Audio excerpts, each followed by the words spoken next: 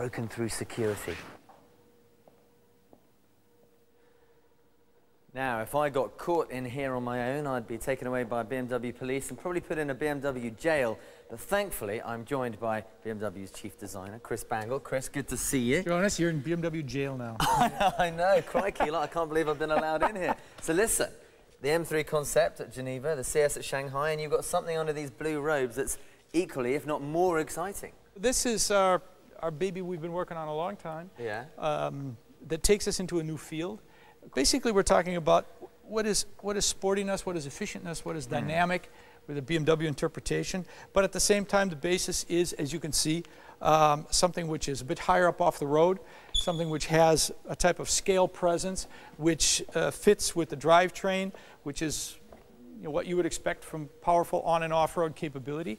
And at the same time, as you can tell by the silhouette, it's all about a type of a coupe elegance. What happens when we give it a coupe silhouette? We put you in the car, you sit a little bit lower, your legs a little bit higher, but that's just enough to feel that much better in the car, that much sportier.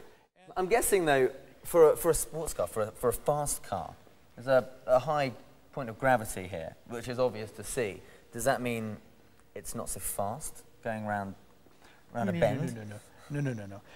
First, excuse me, you're talking BMW here. Yeah. Excuse me. Yeah. Okay. To begin with... That was a rhetorical question. Yeah, I'm glad you added that.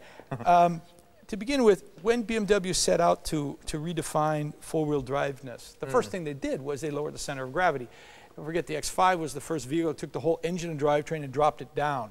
Before then, an off-road vehicle, you could see all the way underneath it. Remember, you could see the pumpkins from the rear axle. You could see everything underneath it. BMW took that whole drivetrain, dropped it down as low as it could get and still get the ground clearance. But then, because of that, they needed the high seating position because you have to command the road.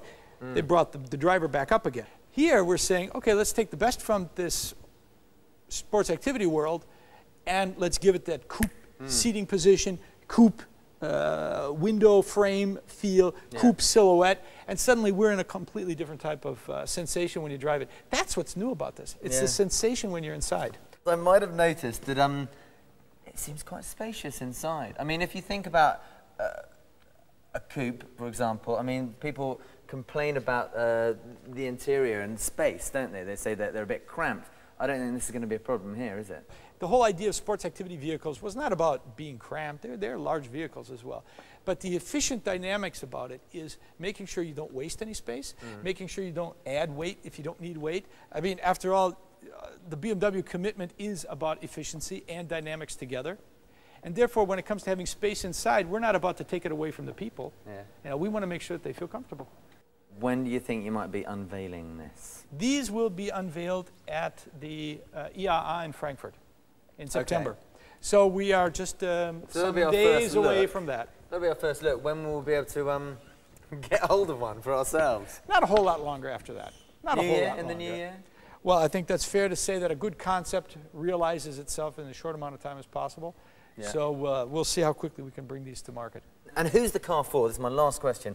Who's going to be, who's it aimed at? Who's going to want it? I'm sure everyone's going to want it, but who's it aimed at? Well, BMW is really famous for dynamic sporting vehicles. I mean, even when we do a 7 Series, which is a limousine, it is a pretty dynamic sporting vehicle. When we go into something like one of our coupes, then you really know M3, M5, you're all out in that. This is the type of vehicle for those people that wanted that sporty dynamic, but they've always wondered, where's this four-wheel drive usability on this? Where's this sense of sitting a bit higher than the rest on the road? I'm used to that. I've had that in other vehicles now. X5, I mean, think of, when we had the X5 HP, suddenly we had this honking vehicle out there that just was completely tear. Now, you've got all that, but in a much more sporting aesthetic to go with it, too. And so I think that's the kind of people who've always really wanted to put those worlds together. That's what crossover is about. It's weird. You know, getting you that best. You're describing me. You're describing me. So where are the keys?